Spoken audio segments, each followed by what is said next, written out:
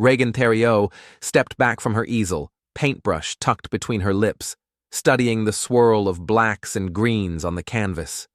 To others, it was just another ode to mold, but to her, it was beauty. She leaned in, adding a hint of iridescence, with a fine brush dipped in cobalt teal and titanium white. Her studio smelled of oil paint and damp earth, kept at 78% humidity for what she called atmospheric authenticity, awful for electronics, perfect for art. Reagan had always gravitated toward the overlooked.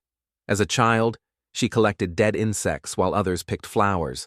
In college, professors praised her technique, but balked at her subjects. Such talent wasted on such unsettling imagery, one had said, eyeing her painting of bread mold with both awe and unease. At 34, Reagan had carved a strange little space for herself in Boston's art scene. Her last gallery show drew 7 people, 3 of them family. The reviews were as expected. Theria's technical prowess is undeniable, but her obsession with the decomposing and the disgusting renders her work more suitable for a textbook than an art gallery. She'd framed that review and hung it beside her workspace. On this April Tuesday, Reagan was prepping for yet another exhibition, a modest showing at a fringe Cambridge gallery known for biological art. She disliked the label. Unlike artists who sculpted with blood or painted with bacteria, Reagan wasn't creating mold. She was observing it, honoring it, revealing its quiet beauty through careful, detailed representation. The piece she was finishing now was special. For 3 months, she'd tracked the growth of an unusual mold on her bathroom ceiling. Instead of scrubbing it away, she'd protected it, photographing it daily, capturing its evolution across a series of canvases. Its branching pattern had captivated her, delicate, lace-like tendrils unfolding in slow, silent bloom. The phone rang, interrupting her concentration. It was Anna, the gallery owner. "Reagan, darling, slight change of plans for Friday." Anna's voice was tense with forced cheerfulness. "We've had to shift your exhibition to the back room. The front space is going to Martin Clement, you know, the one who does those massive abstract explosions of color. His agent called and—" "It's fine," Reagan replied, though it wasn't. The back room was half the size and received a fraction of the foot traffic. "I'm used to being hidden away." "Don't be dramatic. It's just better business sense. Your work is an acquired taste." After hanging up, Reagan turned back to her canvas with renewed determination. Let them hide her away. Let them dismiss her work as grotesque or bizarre. She knew there was truth in her paintings, a recognition of beauty in unexpected places. Dr. Deirdre Latherna hunched over her microscope, back stiff from hours in the same position. At 46, she was known as one of the most exacting minds in Massachusetts General's microbiology department, specializing in environmental mycology. For the past year, she'd chased a single question: could fungi break down microplastics in water systems? Some strains showed potential, but the results were either too slow or produced toxic byproducts, promising, but never quite usable. "Anything interesting?" asked Malik, her graduate assistant, as he entered the lab with 2 cups of coffee. Deirdre straightened, accepting the cup gratefully. "Nothing revolutionary. Same issues we've been seeing. The Aspergillus strain is breaking down the polyethylene, but it's releasing compounds that would be problematic in natural water systems." She took a sip of coffee and glanced at her watch. "I should head out. Anna's exhibition opens in an hour." "Your sister, the sculptor, right?" "My cousin, the gallery owner," Deirdre corrected. "I promised I'd make an appearance, some avant-garde showcase or other."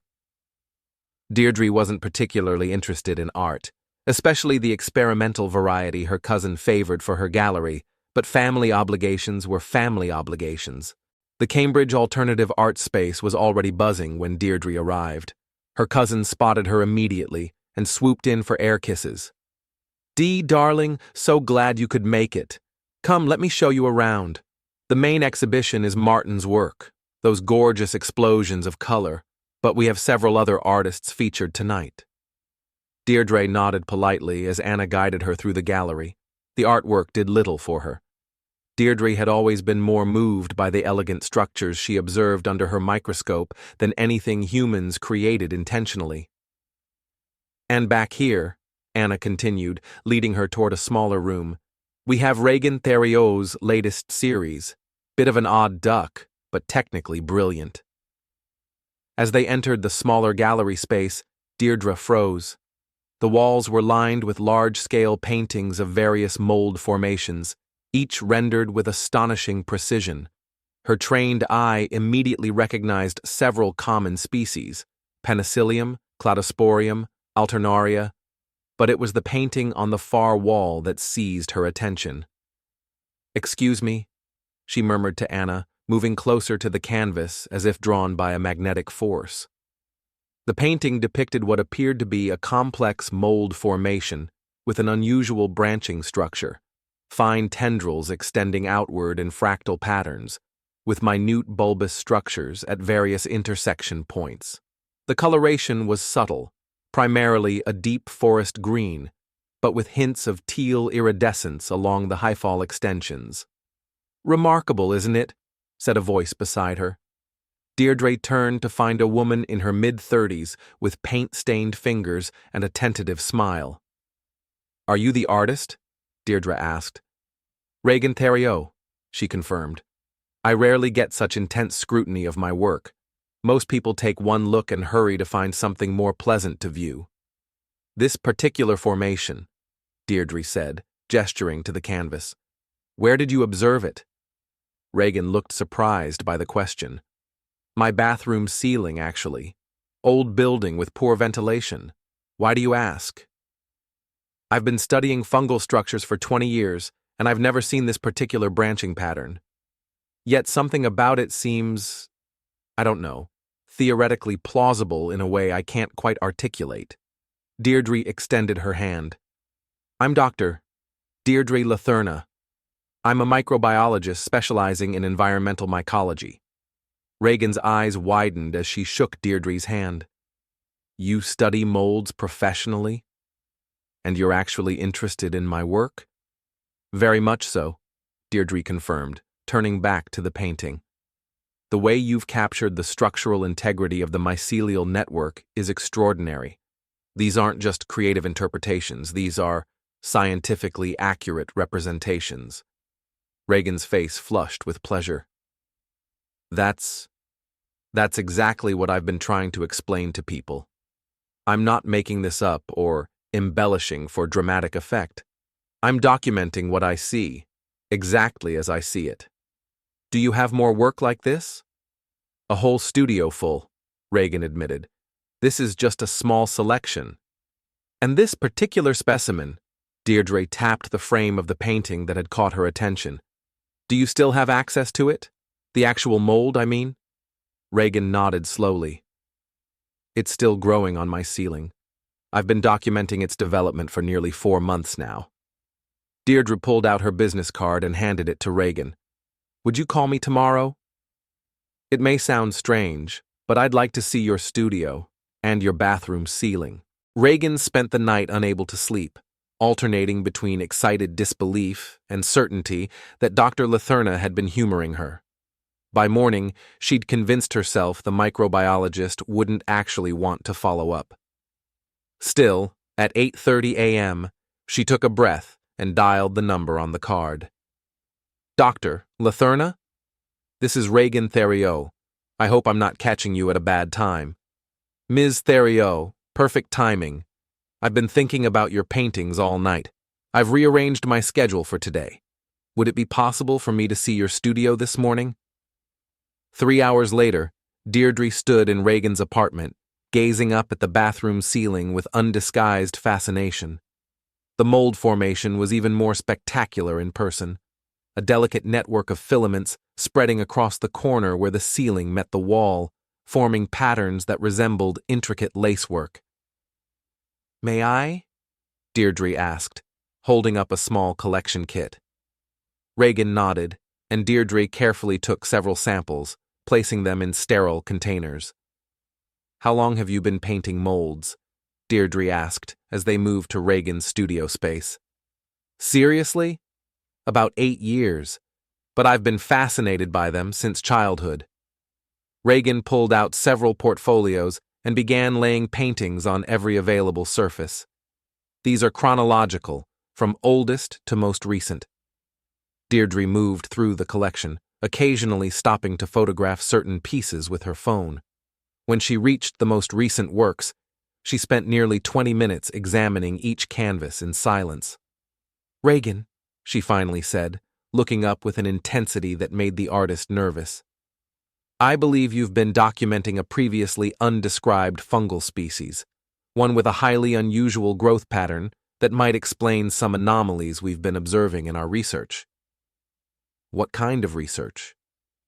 "We've been studying fungi that break down microplastics. A few strains show promise, but all have limits.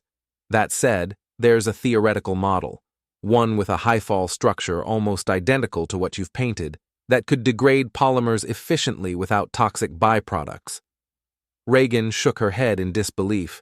"You're saying my bathroom mold might help clean up pollution?" "I'm saying it's possible, but I need to culture the samples and run some tests." Deirdre hesitated, then continued. "Would you be interested in collaborating? Your observational skills are extraordinary, and your documentation of the mold's development could be invaluable." "Collaborating? With scientists?" Reagan laughed nervously. "Dr. Latherna, I'm an artist who paints mold because I'm obsessed with its beauty. I barely passed biology in high school." "But you see things others don't," Deirdre insisted, "including apparently trained mycologists. The level of detail in your work, the subtle color variations, the precise structural elements, these aren't just artistic flourishes, they're data. Valuable scientific data that you've been collecting without even realizing it." Reagan felt a fluttering in her chest that might have been hope or terror or both. "What exactly would collaborating entail?" she asked cautiously. "Initially, access to your studio and permission to continue collecting samples. Beyond that, maybe visits to my lab, discussions about what you've observed, possibly even joint publication if we confirm a new species." Deirdre smiled. "And who knows, maybe an exhibition that bridges science and art." Reagan found herself nodding. "All right. Yes, I'd like that." 3 weeks later, Reagan sat in Deirdre's lab, watching through a microscope as the microbiologist adjusted the slide. "There," Deirdre said, stepping back. "That's what you've been painting." Reagan leaned in, peering through the eyepiece. The branching filaments matched what she'd been painting for months. Seeing it under a microscope sent a quiet thrill through her. "We've been testing it," Deirdre said, pulling up graphs.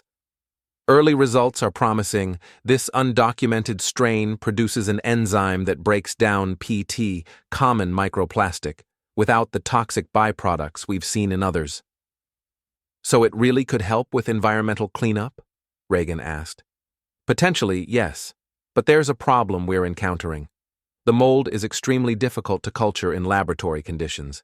It seems to degrade rapidly under standard procedures." Deirdre tapped her pen against her notepad. "That's why your paintings are so valuable. You've documented stages we can't maintain long enough to study properly." Reagan thought for a moment. "My studio conditions. Could that be relevant?" "I keep it unusually humid and relatively dim, for the painting atmosphere." Deirdre looked up sharply. "What's your exact humidity level?" "Between 75 to 80%, and I keep the temperature around 68 degrees Fahrenheit." "That might be it," Deirdre said, excitement rising in her voice. "We've been using standard mycology protocols, brighter lighting, different humidity levels. Would you be willing to help us set up a cultivation environment that matches your studio?" "Of course," Reagan nodded eagerly.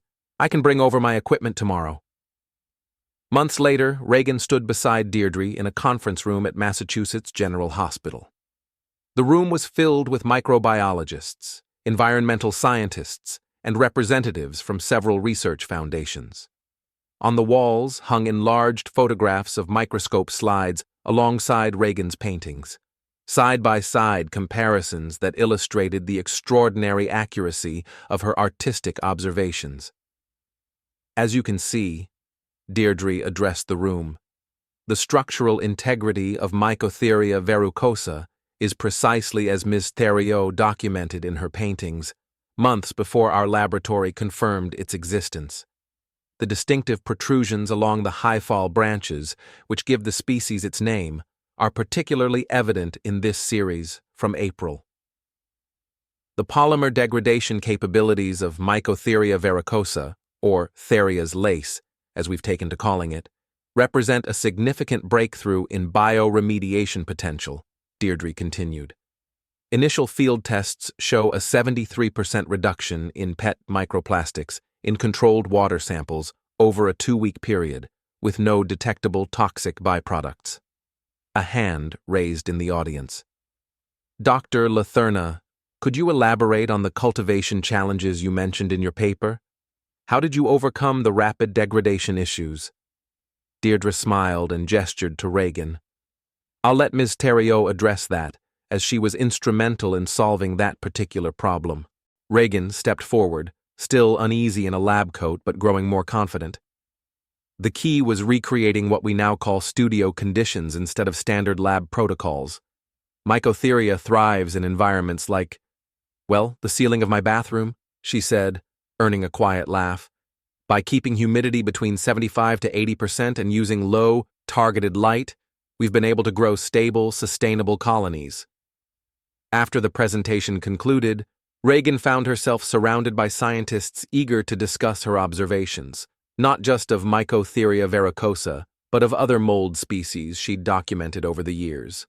One researcher from MIT was particularly interested in her paintings of a Stachybotrys variant she'd found in her previous apartment. You know, he said, studying one of her portfolio images, this structural anomaly you've captured here. We've been theorizing about this possibility, but we've never observed it directly. Would you consider letting us examine the original specimen? Unfortunately, that apartment was renovated years ago, Reagan replied, but I have more detailed studies in my studio. You're welcome to see them. Later, as the room cleared, Deirdre approached with 2 glasses of champagne. To successful collaboration, she said, handing one to Reagan. And to finding purpose in unexpected places, Reagan added, clinking her glass against Deirdre's. I have news, Deirdre said after taking a sip. The Environmental Protection Foundation wants to fund a 3-year research initiative focused on Theria and its applications. They've specifically requested that you be included as a co-investigator, with a focus on visual documentation and cultivation environment design. Reagan nearly choked on her champagne. Me? A co-investigator? Deirdre, I'm not a scientist. No, but you're something equally valuable, a trained observer with a unique perspective. And, Deirdre added with a smile, they're also interested in funding a traveling exhibition, science museums across the country featuring your paintings alongside scientific displays about bioremediation and fungal ecology. Reagan felt tears pricking at her eyes. For years, she'd endured dismissal and ridicule for her artistic choices. She'd been rejected from mainstream galleries, mocked in reviews, and questioned by fellow artists about her disturbing fixation. Now, suddenly, that same fixation had revealed itself to be not just valid, but valuable, worthy of scientific recognition and public exhibition. There's something else, Deirdre continued, reaching into her bag. She pulled out a scientific journal and handed it to Reagan. This arrived today, the first published paper on Theria verrucosa. Reagan opened the journal with trembling hands. There, listed as co-authors, Dr. Deirdre Latherna, Reagan Theria, and the rest of the research team. I never imagined, she began, unable to complete the thought, that your obsession with painting mold would lead to a scientific breakthrough? Deirdre finished for her. Sometimes the most important discoveries happen when different worlds collide. Your artwork revealed what our microscopes missed, not because our equipment was inadequate, but because we weren't looking with the right eyes. 1 year later, Reagan stood in the center of the Boston Museum of Science, surrounded by her artwork. The exhibition, titled Theria's Lace, Where Art Meets Microbiology, had opened to critical acclaim and unprecedented public interest. Her paintings, once relegated to back rooms of fringe galleries, now hung prominently alongside scientific displays explaining their significance. The central installation featured a specially designed cultivation chamber where visitors could observe live colonies of Mycotheria verrucosa breaking down plastic samples, the delicate lacework of its structure visible through magnifying panels. Later that evening, at the formal reception, Reagan found herself standing beside Deirdre as reporters gathered for interviews. The story of their unlikely partnership had captured public imagination. The eccentric artist and the meticulous scientist, finding common ground in the delicate patterns of mold. "Ms. Theria," one reporter asked, "how does it feel to have your artistic obsession validated by the scientific community?" Reagan paused before speaking. "It's not about validation. It's about recognition, not just of my work, but of the idea that beauty and meaning can exist in overlooked places. I painted mold because I saw complexity and elegance in it. I never expected that vision to line up with science." "And Dr. Latherna," another reporter asked, "has this collaboration changed how you approach your research?" Deirdre nodded. "Absolutely.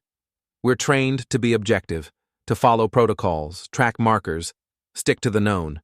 But Reagan showed me the power of seeing differently.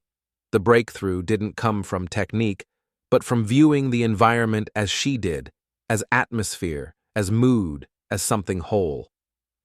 After the interviews concluded, Reagan wandered through the exhibition alone, marveling at the journey that had brought her here.